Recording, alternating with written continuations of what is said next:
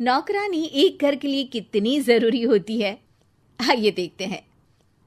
अरे बहू, ये देख, सारा साबुन बर्तन में रह गया। ये नौकरानी कोई काम नहीं करती, गंदा काम करके चली जाती है और ढेर सारा पैसा ले जाती है। अरे मम्मी जी, उसने तो साफ किया ही था।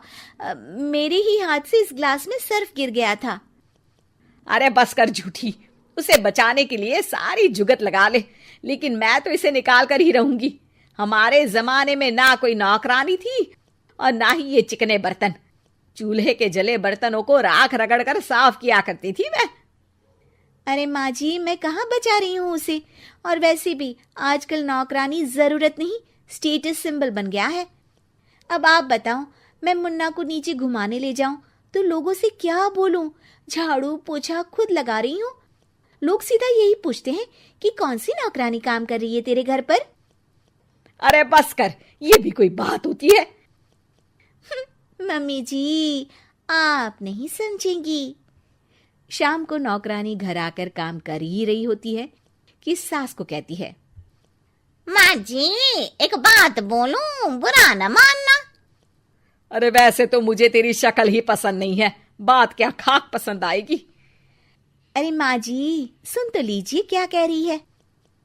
तो मैंने कौन सा उसका मुंह पकड़ लिया है? अरे माँ जी, वो लाल साड़ी पहनती हो ना, ना पहना करो। सास का गुस्सा अब तो 7वें आसमान पर होता है। अरे वाह जी वाह, क्यों ना पहना करूं? और तू होती कौन है ये बताने वाली कि मैं क्या पहनूं क्या ना पहनूं? अरे माँ जी, पूरी बात तो सुन लो, वो बोलना क्या चाह रही है। अरे बुरा न मानो आंटी जी। अरे कौन है आंटी? अपनी उम्र देखी है तूने? 2-4 साल ही छोटी होगी मुझसे और मुझे आंटी बोल रही है। बहू सर पर हाथ रख लेती है। अरे अच्छी खासी उम्र दराज हो और आंटी ना बोलूं? मैं तुम्हारी बहू से भी 4 साल छोटी हूं। क्यों दीदी? बोलती भी क्या, एक तरफ सास यानी पति की माँ, तो दूसरी तरफ नौकरानी जिसके बिना घर का काम नहीं चल सकता। वो दरअसल माँ जी की शादी में बहुत जल्दी हो गई थी ना। अच्छा ये झगड़ा छोड़ो, ये बताओ तुम माँ जी को लाल साड़ी पहनने से क्यों मना कर रही हो? वो ना, इनकी उम्र की सारी औरतें सोसाइटी में इनके लिए बात करती हैं कि तुम्हारी सास बुढ़ी घोड़ी लाल लगाम है। बहू को ये सुनकर गुस्सा आ जाता है। अरे वाह वाह, कौन बोलता है जी?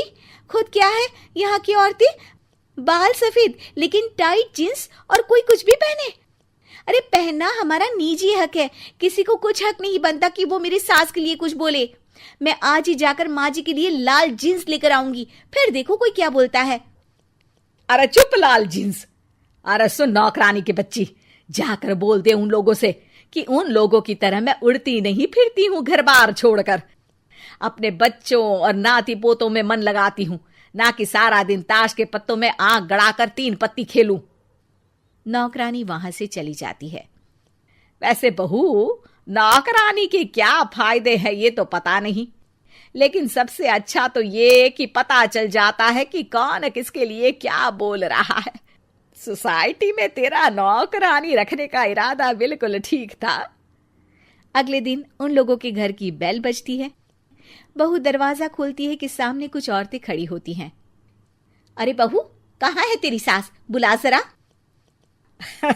अरे बहन जी, आप सारी एक साथ आइए आइए, कैसे आना हुआ? अरे 3 पत्ते खेलने आई हैं, क्यों खेलोगी? क्यों नहीं, वैसे भी बड़े दिन हो गए, एंटरटेनमेंट हुआ नहीं।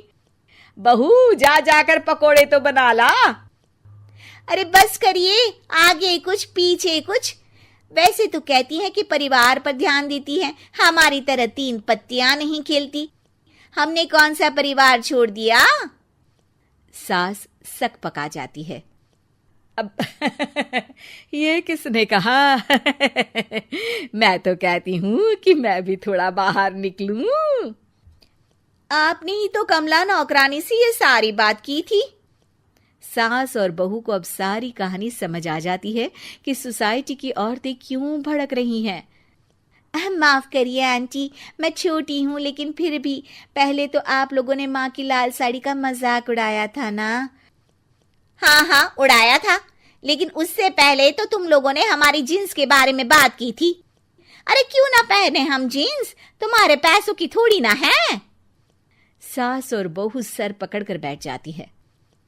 देखा बहू, ये खेल कर गई तेरी नौकरानी, यहाँ की बात वहां तो वहां की बात यहाँ। दोनों किसी तरह औरतों को समझा बुझाकर घर भेजती है और कसम खाती है कि नौकरानी को नौकरानी ही रहने देंगी।